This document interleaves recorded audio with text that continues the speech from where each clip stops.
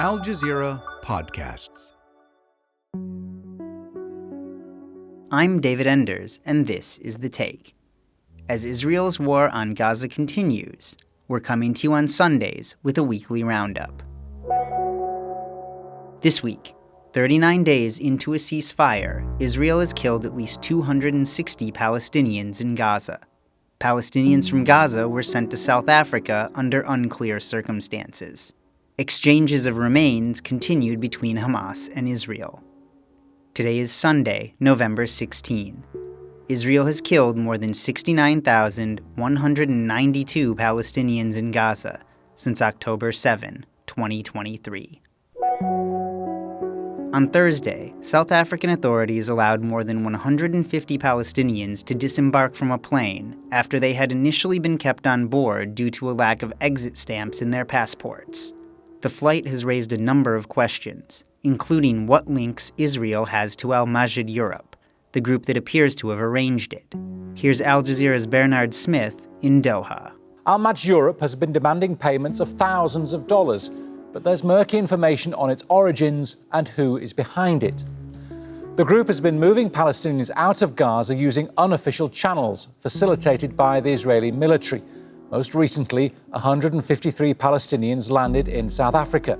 Officials in Johannesburg are investigating how they got there without proper documentation or coordination with local authorities. The Palestinians on board had to pay between $1,500 to $5,000 to leave Gaza. Those who took part in the scheme told Al Jazeera they were only allowed to bring their phones, some money and a backpack.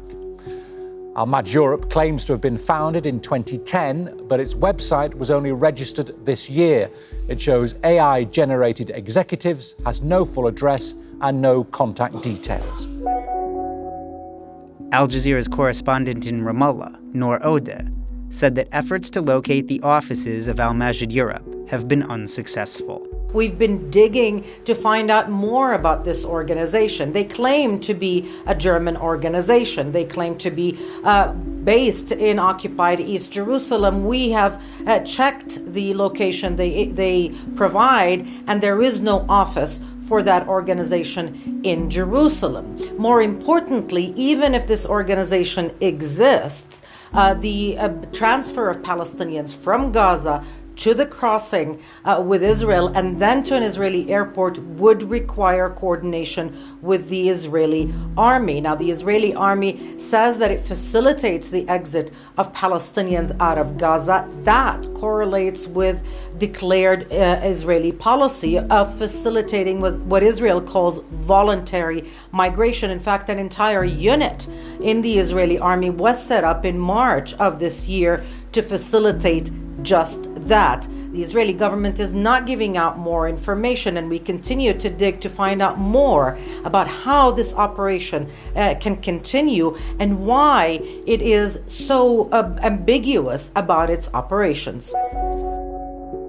Reporting from central Gaza, where winter rains flooded tents this week and Israel continues to violate the ceasefire, Al Jazeera's Hind said that even despite the lack of clarity, Palestinians are continuing to correspond with Al Europe. If we ask what is pushing Palestinians to do this, it's the unbearable situation that they were left to live in Gaza. 2 years of relentless bombardment, losing your house, losing everything you own. And now Gaza's education system is collapsing. The education system is not in place, and Palestinians believe that there's no future for their children or for their families after everything they went through. Now, after Palestinians were stuck in the airport, Palestinians are still willing to take this plane because they're saying that what they lived in Gaza is unbearable and what they're still living is also unimaginable. Also on Thursday, Hamas returned the body of another Israeli captive, bringing the total to 25 of the 28 bodies that had remained in Gaza. This also means the first stage of the U.S.-brokered ceasefire there is almost at an end. Here's Nour Odeh again. in theory, that means that Israel would have to withdraw from more territory in Gaza once those 3 bodies are handed over. But Israel hasn't really fulfilled its end of the bargain in this phase.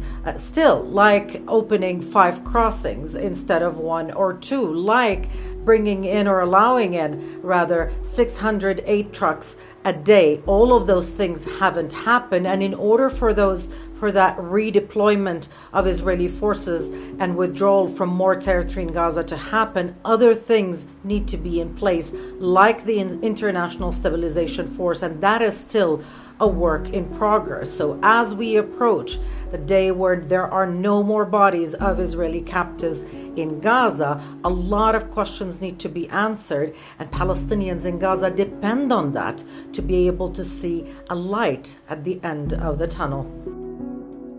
And that's The Take for Sunday, November 16. Please join us again tomorrow. This episode was produced by me, David Enders. Our sound designer is Alex Roldan. Alexandra Locke is The Take's executive producer, and Ney Alvarez is Al Jazeera's head of audio.